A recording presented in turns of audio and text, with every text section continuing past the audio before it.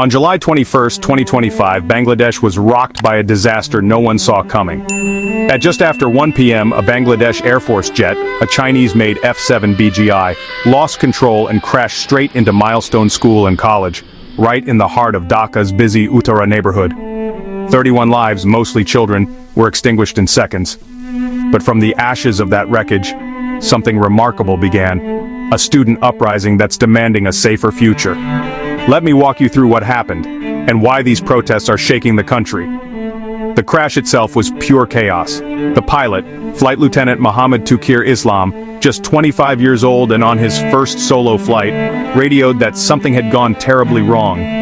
He tried to steer away from homes and markets, but it was too late. The jet slammed into the school compound. Flames and black smoke filled the air. Rescuers, teachers, and even students ran into the inferno, pulling their friends to safety. A teacher, Maharan Chowdhury, gave her life rescuing over 20 children only to die from her burns. The stories coming out of that day are raw and heartbreaking. Families lost sons, daughters, friends, hospitals overflowed with the wounded. But grief quickly turned to rage. Within hours, students, not just from Milestone but across Dhaka, flooded the streets. They blocked intersections, waved banners, and chanted, "Justice for the fallen, safety first, our schools should be safe." Some even stormed government offices, demanding answers and accountability. The energy was electric and emotional, their demands. They want a real investigation, not hollow promises. An end to risky military flights over neighborhoods. Compensation for grieving families. And most of all, respect for young lives lost.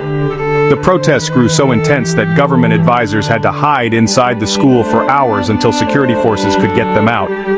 The response from authorities was, well, complicated. The government declared a national day of mourning, flags at half-mast, and an official inquiry into the crash. The Air Force grounded training flights over populated areas. Still, many students weren't convinced. When police tried to clear the protests with batons and tear gas, it only fueled the anger.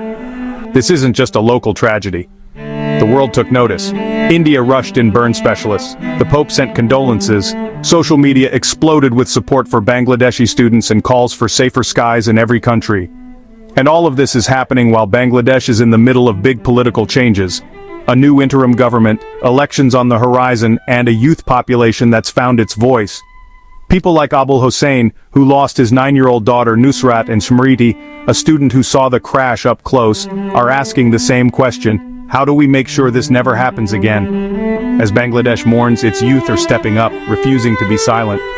Their message is simple: every life matters, and it's time for real change. So what do you think? Should training flights be kept away from city schools? Or is this about something even bigger? Accountability and the right to safety everywhere.